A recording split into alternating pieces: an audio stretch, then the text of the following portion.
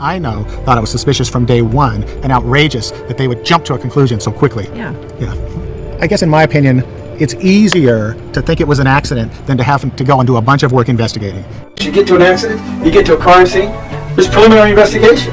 You secure the area, look for witnesses, interview a few people, take some photos, etc.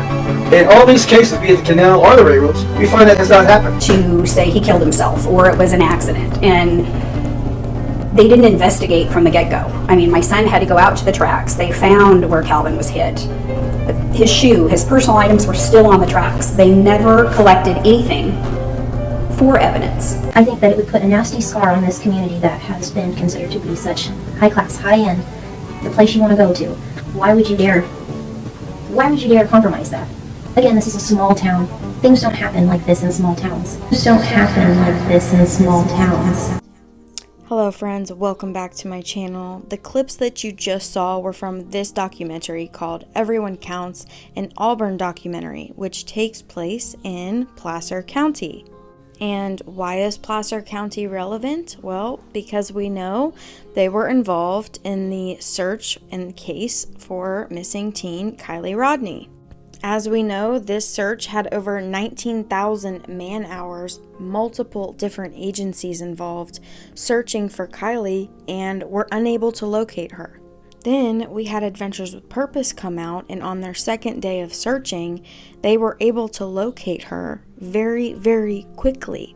We had been assured that Prosser Reservoir had been searched thoroughly. And we even heard from Adventures with Purpose that law enforcement made them confident they did not need to search there.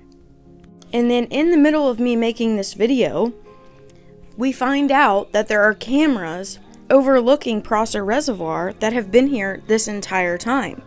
And that these cameras very clearly capture headlights and Kylie's vehicle entering the water.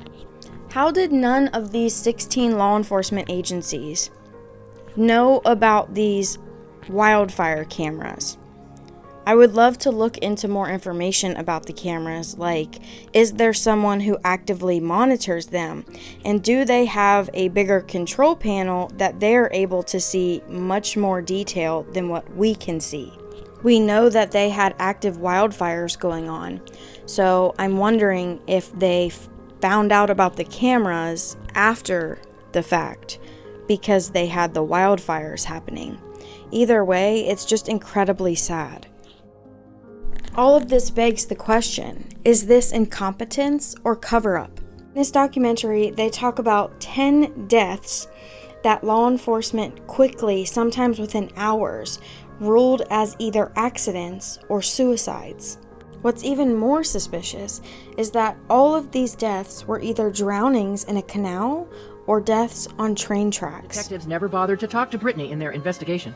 I've never talked to the Auburn Police Department. I haven't talked to anybody other than, of course, you guys. I mean, he was a human. He wasn't just some guy that got drunk and passed out on the train tracks, you know? So this many deaths in such a short period of time got the attention of Auburn journalist Derek Rothy. He actually wrote a column about these deaths because they were under the impression that there could be a serial killer on the loose. But when speaking with law enforcement, they would just say that these people were mostly homeless or drunk and these were just accidents. So this mainly focuses on the city of Auburn, but Auburn is within Placer County. It would appear that there are a lot of similarities between some of the stories shared in that documentary and what we're currently seeing with Kylie Rodney. One of those things being how they recovered her vehicle. They flipped her vehicle under the water, and since many professionals have said that this was not the correct way to go about it. Then another YouTuber, Checkit TV, would later go and find her belongings in the water. We've heard from volunteers during the search that they were all being organized by teens, that there was hardly any law enforcement presence, that their tips weren't being taken seriously, they were being turned away when they offered their help.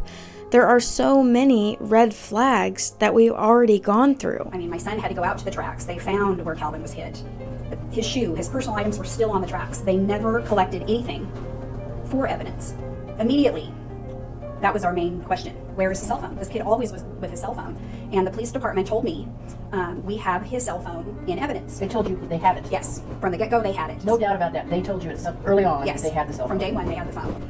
Months down the road, when I hired the district attorney's office, or had them involved anyway, he called me up and he says, Lisa, I've been to APD. The phone has never been written into evidence. There is no phone. And that upset us because we wanted it pinged to find out where Calvin's location was, see who he was talking to, all of that. And then we have Sheriff Wayne Wu, the sheriff in Placer County. And Project Veritas even did their own investigation into this. So this was just put out in June. It says, cover up, former assistant district attorney says investigation into alleged grape by California sheriff candidate Wayne Wu was conducted by subordinate in a manner designed to conceal information. Placer County Sheriff candidate Wayne Wu admitted to sexual relationship with alleged minor, according to an affidavit exclusively obtained by Project Veritas. So this happened when he was the undersheriff, and an internal investigation was done and it was covered up. Project Veritas went and interviewed former Deputy Ryan Berry, who said the department violated their own policy because people subordinate to Wu conducted the internal investigation, including his captains and lieutenants. The attached affidavit, and I will link all of this down in the comments below, but this is stating that the allegations came from Ryan Berry, who is a former sheriff's deputy and was close friends with Wayne Wu. The allegation was that he had a relationship with an underage woman, that he had actually gotten pregnant, and Wu arranged for her to have an abortion. So this girl was actually on a ride-along with Wayne Wu, and apparently had a permission slip signed by a parent, and that was the only document that they used to verify this girl's age. According to the affidavit, Sheriff Devin Bell told the DA's office that Wu admitted to having a relationship with the alleged victim, but it was when she was 18 and not underage. Then we had the current sheriff accused of using private information to help candidate Wayne Wu gain votes during this election. I've heard that current sheriff actually left office early for whatever reason, but I could not find any information on it. But Wayne Wu is now the current sheriff coroner marshal of Placer County. Then we have Nevada County, which is approximately here on this map. So the next clip I'm going to share is actually from this creator, Michael Moore. He created this documentary on Nevada County. This woman is his sister, and she was a public defender. The motto of Nevada County has become, come to Nevada County on vacation, leave on probation. It turns out that during 1998, out of nearly 900 low-income people who were arrested and charged with a felony, only one was allowed to have a jury trial. Nearly everyone else was railroaded into accepting a plea bargain of guilt and then shipped off to prison. But inside the Nevada County Courthouse, it was mysteriously empty. In broad daylight, I could find no judges, no juries, no public defenders, no DAs, no trial. He actually also has several interviews with people who have been victims of the public defender's office in Nevada County as well. Decided to blow the whistle on all this. And as a result, she lost her job. But then several investigations were launched, and they acknowledged that people living in poverty were being railroaded into prison. Is there somebody sitting in prison right now who's innocent, who shouldn't be there? There are lots of people sitting in prison who shouldn't be there, in my view. I know that there are many people who are innocent who are in California prisons today from Nevada County because they were represented by the Nevada County Public Defender. 200 to 300 juveniles and young adults who were at that party at the Prosser campground Friday evening. Somebody knows something about Kylie. We are moving into a more limited but continuous search and rescue effort. We've pulled in a ton of resources towards that goal, and I think to date we've had over like 9,000 man-hours into searching. 9,000 man-hours into searching, which is pretty astronomical. Our biggest problem is where do we go and how do we keep sustaining this? And our goal, which has never changed from the beginning, is to find Kylie Rodney. We know there's a lot of people out there, and you're saying you won't get in trouble if you come forward, but what can you say to somebody who might know something or seen something after a week and they haven't come forward yet? There's a huge reward. So what is it that we can say to get someone to come forward who might have that important information? I would just encourage them to do so and do the right thing. We've received over 700 tips. Over 1,000. Well, over 1,000 tips, but 700, I believe 20 that have been entered and received, and we are following up on leads. And so that obviously takes resources to do. But if we have that one tip that leads us in the right direction, that could change everything. That could change this town, and I think what it's been built up to be. This has been built up to be kind of like a little second heaven. This is the gateway to the Sierras. This is where everybody from the Bay Area is. Housing prices are going up.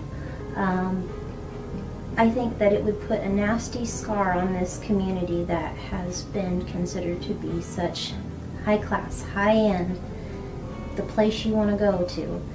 Why would you dare compromise? Small town. Things don't happen like this in small towns.